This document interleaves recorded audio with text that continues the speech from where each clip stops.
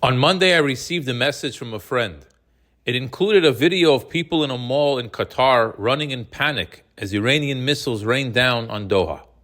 Along with it came a gleeful comment. It's about time these people get a taste of what it means to flee to a shelter, a taste of their own medicine.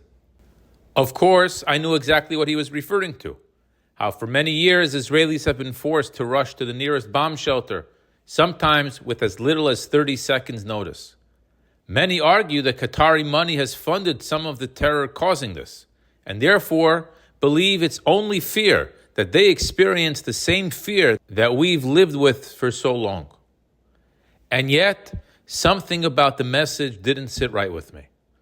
While I understand the sentiment, just as many women have said no man can truly understand pregnancy and childbirth and should therefore refrain from commenting, I could see the parallel. Until others in the Middle East know what it means to drop everything and scramble for shelter, perhaps they shouldn't pass judgment on how Israel deals with its security challenges.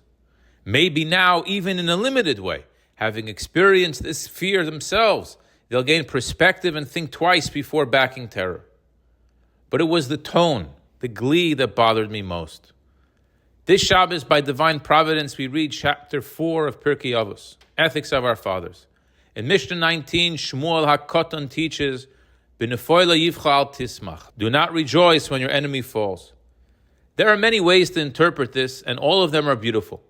But at its most basic, it means this: we do not take joy in another's suffering. That's just not our way. Yes, we are a nation that must sometimes fight.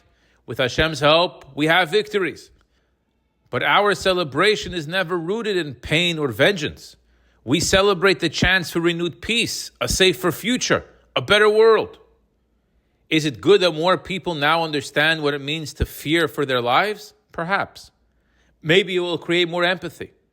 Is it good that it took Iranian missiles to deliver that lesson? Of course not. I would have much rather they learned through peaceful dialogue and a willingness to see Jewish suffering with compassion. In this week's Parsha, we read about Korah's rebellion against Moshe Rabbeinu. What's puzzling is that both Korah and Moshe knew that Moshe's leadership was divinely ordained. Korah wasn't just questioning Moshe, he was defying Hashem himself. One might expect Moshe to let him face the consequences, but that's not what Moshe did.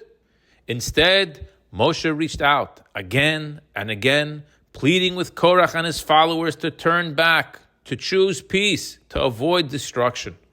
And only when his calls were ignored did tragedy unfold. Even in the face of betrayal, Moshe's first instinct was compassion. This Sunday marks the 31st Yom Hilula of the Rebbe. If there was ever someone who embodied a deep love for every person, it was the Rebbe. He taught us that peace comes not through compromise, but through mutual respect. He taught that no matter how far someone may have strayed, they must always be given the opportunity to return to goodness.